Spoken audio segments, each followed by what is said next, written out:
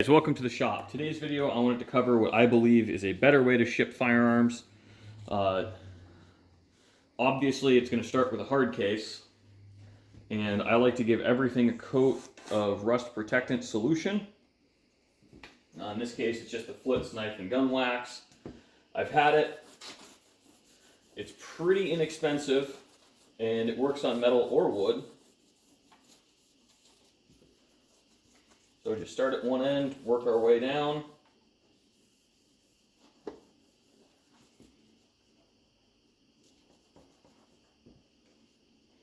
You know, this is one of those things where I don't worry about leaving a little excess on.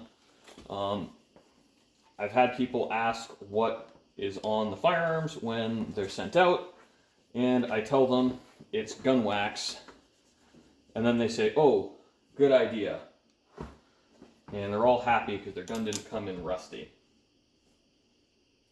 Which does happen, but it hasn't happened to me in recent memory.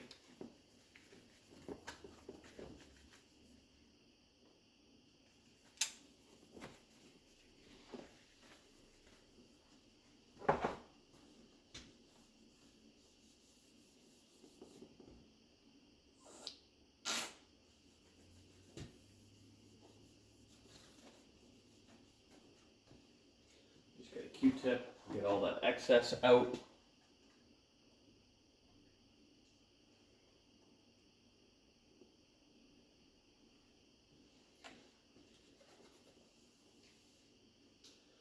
So another thing I'm going to do, actually, I'm going to grab a plastic baggie.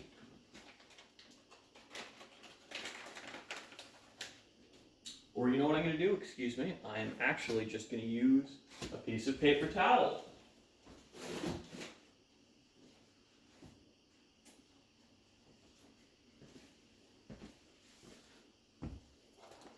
This rear sight might try to poke through the bag.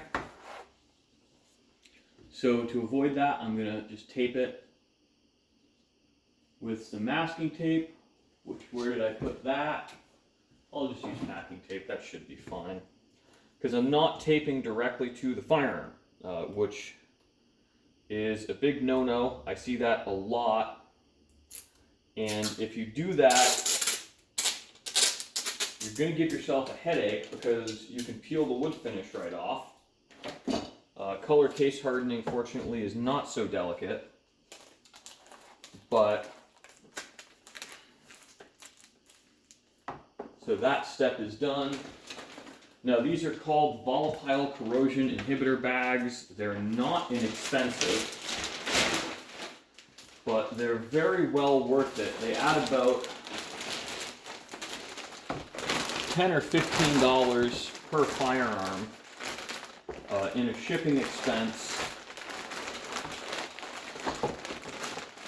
But they're such a godsend from a protection perspective.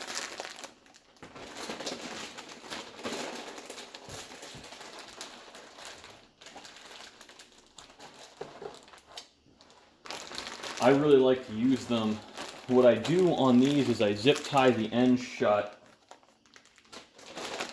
and tape them snugly around the gun. And that just keeps the bag in place. This protects the firearm from any damage from the foam. You know, shiggling around in the foam like that can put a lot of excess finish wear on a gun. I don't particularly like to do that. People will ship firearms to me that way, but part of shipping a gun out and doing a good job is making sure that it ends up in customer hands the same way it did when it left your shop. So I'm pretty big on meticulous packing like this. I think it's very important to do a good job. It's also one of the first ways the customer can see that you've done a good job with the firearm is that the firearm is well packed. I don't terribly concern myself with what the box looks like because honestly, the external boxes never look good, but with a case this shape, what I will do is I will actually fill all of the empty space. I'll show you it tapers down. I will fill all of the empty space in the box with styrofoam packing peanuts and tape. I do believe, again, that's just an additional layer of protection, because one of the concerns is that this could find its way out of the box. So thanks for watching, guys. I hope you enjoyed. Just doing a little bit of a brief talk on this Shiloh Sharps. Again, I've gotten quite a bit of mileage out of the content on this. It's been a really cool gun. I've enjoyed owning it, but I put the thing up on Gunbroker, and in 3 days someone made me an offer I couldn't refuse. So it's gone down the river.